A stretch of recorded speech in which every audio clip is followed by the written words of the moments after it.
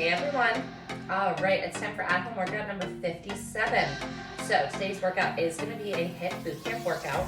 The lower body circuit is going to focus on quads, and the upper body circuit is going to focus on chest and back. But before we do all that, we got to start with a warm-up. So our warm-up, 12 skate jumps with a 1-1 count, 12 squat jacks, 30 seconds of butt kickers, and 30 plank jumps. All right, well, let's get started.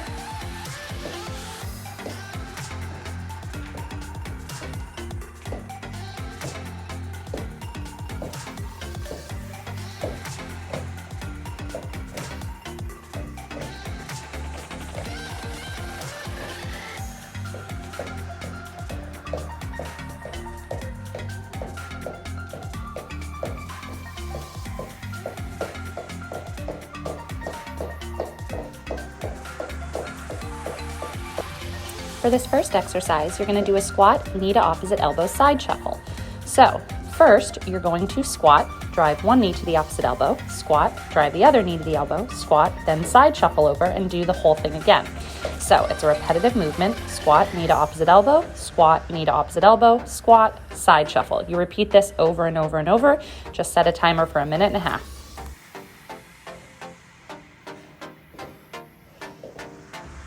For the next exercise, you're going to do an elevated squat to curtsey lunge. So with one foot on a book or a step, first you're going to squat, then push up off the foot that's elevated and drop right into a curtsey lunge.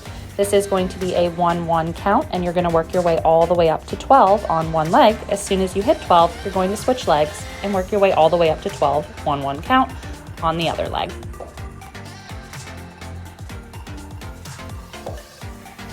For this next exercise, you're going to do a split squat with an increasing pulse. So first you split squat once, switch the forward foot, split squat once, then hop, switch the forward foot, pulse twice, switch the forward foot, pulse twice, etc. You're going to keep working your way up in pulses until you hit 7, with each leg getting a chance to pulse to 7 in the forward position.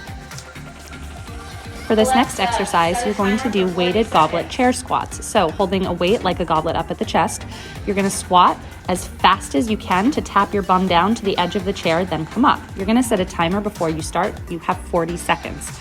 Your goal is to see absolutely how many of these you can get done in 40 seconds as fast as you possibly can. Count the whole time. Each round that you do, try to beat your score from the round before. For reference, I did 44 the first round, 42 the second, 41 the third. For the final exercise in the lower body circuit, you're going to do butterfly sit-ups. So with your feet in a butterfly position, you're going to keep a weight at the chest and sit up. You're going to go to 12. And this was the lower body circuit. You're going to take a break for water, then repeat 1 to 2 more times. And we are on to the upper body circuit. So for the first exercise, you're going to do chest push-ups with an increasing isometric hold all the way up to 8. So for the first one, you go down and you hold for 1 Mississippi, then push up. Then go down, hold for 1 Mississippi, 2 Mississippi, push up, etc. So you're going to work your way up all the way until 8 Mississippi hold.